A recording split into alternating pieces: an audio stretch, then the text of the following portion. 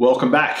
In the last video, I talked about some of the modifications that I had done to my Les Paul Studio regarding replacing the pickups for a sound that I liked better. And today I want to talk about another set of modifications I've done to a different guitar.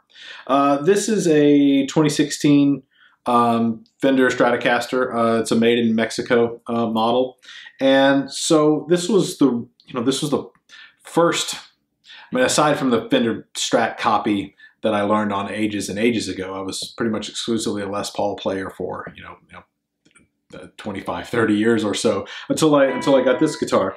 And I really kind of bought this guitar on a whim. I happened to be in Guitar Center. I rarely go into Guitar Center, and when I do, it's really just to browse. It's really not to it's rare that I find something in there that I want to buy. As an aside, I don't know if you're like me. You go into Guitar Center, and I don't mean to bag on Guitar Center, but I can't tell you how many times I pick up instruments off the wall there, and sometimes they're really high-end instruments, right? They're a $2,000 or $3,000 Gibson or a PRS or something, right?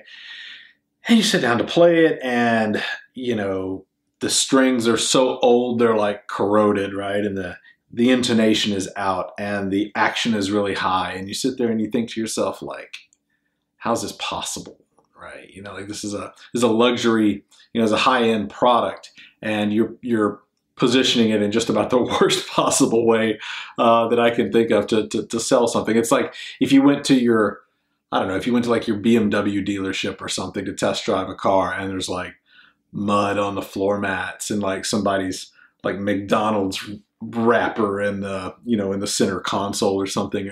Like that would never happen. And so often when I go into one of the big guitar retailers, that's sort of the equivalent of what I find there. But in this case, I was just looking around and I happened to pick this one up, and it just felt really good. Now, Fender has gone up quite a bit on pricing since that time. As I said, this was a 2016. I believe the list price on this it was $5.99 if I recall correctly. Now I think that was without a case, but Guitar Center was running a sale for $4.99, and I picked it up, and this thing it felt great in my hands. The neck, more often than not on the lower price range instruments, I find that there's just a lot of fret burrs on the side of the neck, and they just haven't been properly rolled and rounded quite like you would expect. But in this case, it was just right on the money. And frankly, I think my own frame of reference is out of date there, right? I think the Mexican stuff has been really good for a long time, and it had just been forever since I had played one.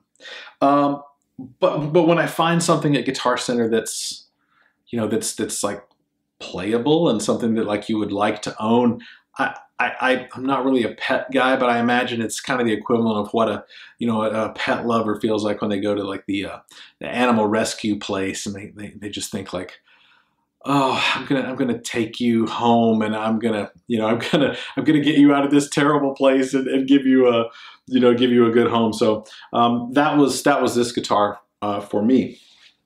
But it wasn't perfect, and there were several things that I wanted to improve on it. One of the things I like so much about the lower end Fender stuff, and even down to the Squier range, they're so customizable, and they're so customizable and modular. Right? There's just so many different aftermarket, parts for it. A friend of mine compared the Stratocaster in particular. He said it was like the AR-15 of the guitar world, right? They're so popular, they're so ubiquitous, and they're so easy to find parts to mod it.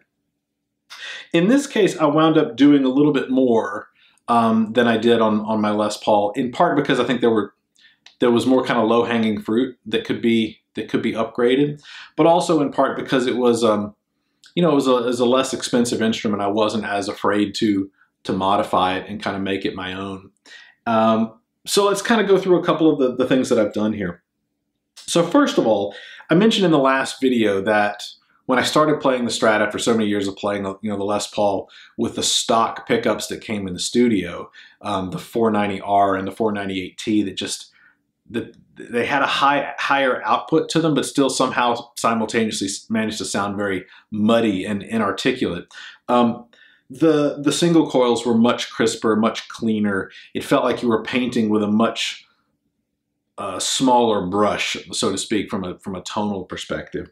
However, I did notice when I would listen to them through headphones very closely, if I was playing on like a clean amp setting, I could hear just a little bit of spikiness and edginess in the tone that I just found a little bit abrasive to the ear. And I began to do some research on the pickups on the made in Mexico Strats.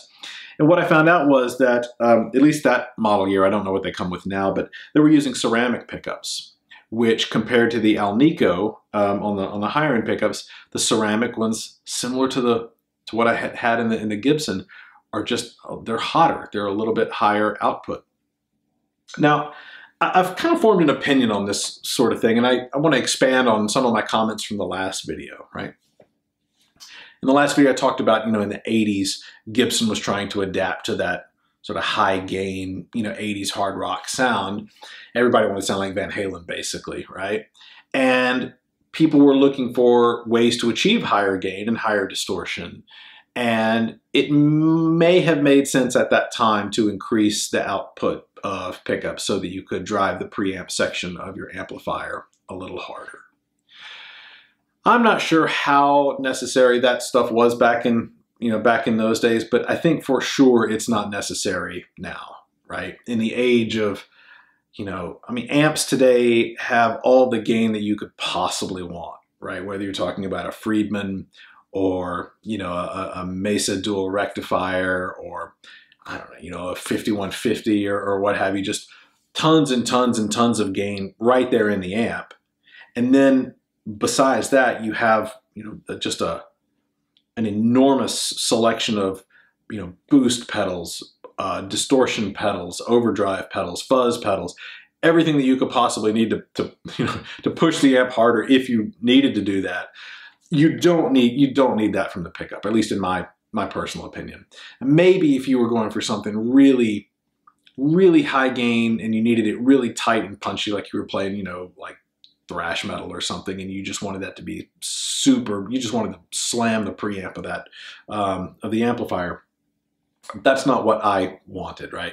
I want it, if I'm playing clean, I want it to sound nice and clean and pure. And then if I want to add gain, I can always do that in the amp or in a modeler or something. So I decided to replace those ceramic stock pickups with these are the Fender, the Generation 4 of the noiseless pickups. I debated on whether to use these versus some of the vintage wiring stuff that they have, for example, like in the I think it's in the Eric Johnson Stratocaster. I wound up going with the noiseless ones because it was sort of a toss-up, really, but I had to choose something. I've been really happy with these, though, and I could definitely notice a difference in my ears when I was playing on a really clean tone.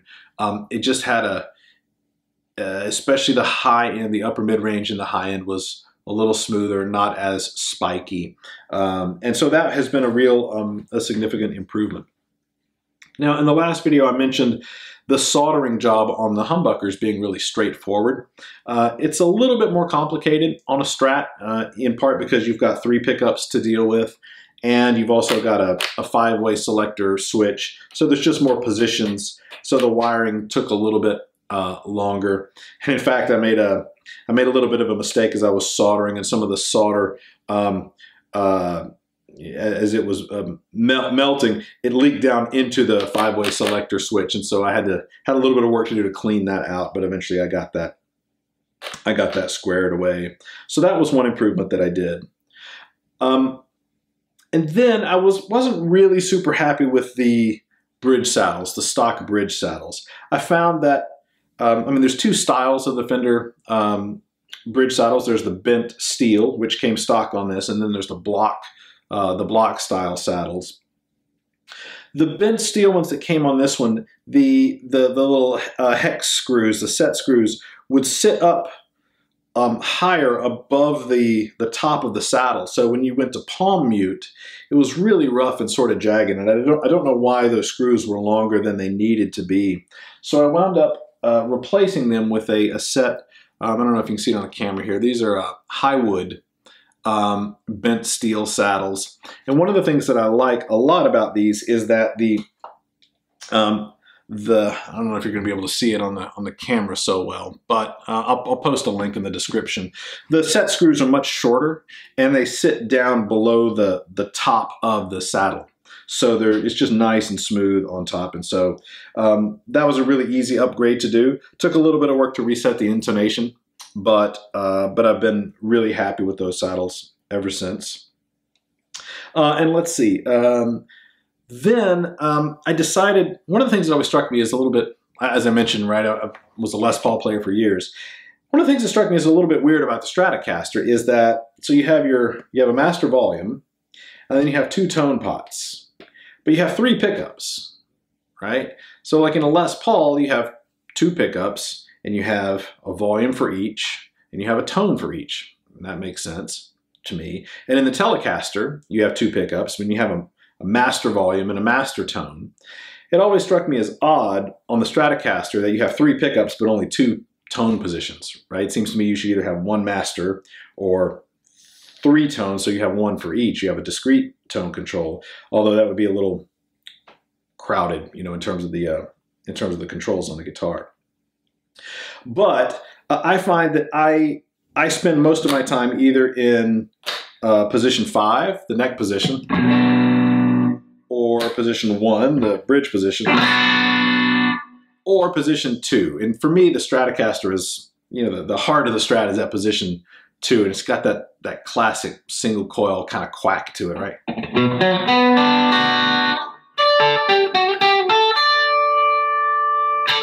Right? Now, by default, the Strat comes with the tone knob. The first tone control affects the bridge pickup. So that can get really dark and kind of woolly. You can brighten that up a bit. Or, and by default from the factory, the second tone control affects the middle pickup. Well, for me, that didn't make a whole lot of sense, right? Because I very rarely do I spend time in position 3 just playing the middle pickup by itself. So I did some research online, and some people, Eric Johnson in particular, this is actually referred to sometimes as the Eric Johnson wiring, I changed some of the wiring on the 5-way selector switch so that this tone control modifies the bridge pickup, right? And so it can go from very, very bright to, I can roll that all the way off, and that's a lot darker, but it's not nearly as woolly as on the neck pickup. So that was that. And I think with those 3 modifications, I really liked the sound and the playability and and just the overall versatility and then just the tonal palette that comes with the Strat. I use this a lot for recording, and I use this a lot for playing gigs, right? It just it can do so many different things well. There's one other I feel like a fairly minor upgrade that I made to it.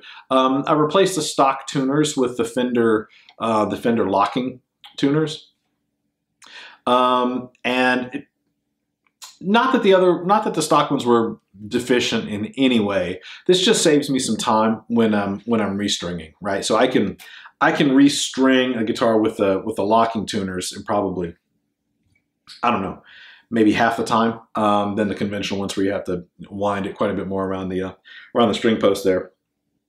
And so let's see, so the guitar itself, as I mentioned, was $4.99 on sale, which I thought was fantastic value for the money. The tuners were maybe, a set of tuners was maybe 70, 80 bucks, something like that. The bridge saddles were probably in the same ballpark, 70 or 80 bucks. I can't remember exactly what I paid for the set of pickups. I want to say it was in the ballpark of 160, 170, something like that. I'll post a link to all these parts down below, and also post a link to the Eric Johnson wiring if you're interested in that. I just find that having the ability to roll off some of the treble on the bridge pickup, which can be very, very bright in that one position, just really helpful, especially when you're recording and you want to just take a little bit of top end out so that you're not hitting the channel quite so hard. So those are some of the modifications that I've done to this instrument. I think there's a lot to be said for taking, a lower end guitar, particularly like a lower end Stratocaster, and then making some very targeted upgrades or customizations, either to swap it out for higher end components or to adapt it to your playing style or what feels comfortable for you. For example, there's no change in tone whatsoever in replacing these bridge saddles, but I just found it a lot more comfortable to have the set screws sitting below the height of the saddle. It's just a personal preference, personal preference thing. That being said, I think the made in Mexico Fender stuff and even some of their made in China stuff is really, really high quality. I mean, I think back to when I was a kid and I was starting, playing on music. The lower end instruments, the cheaper, like beginner instruments, were generally of really low quality, right?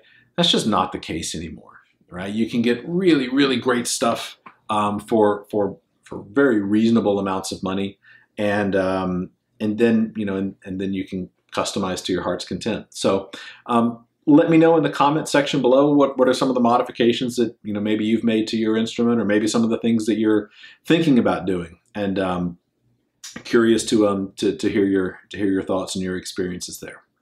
That's all for today. If you like the video, hit like and subscribe, and I'll see you again real soon.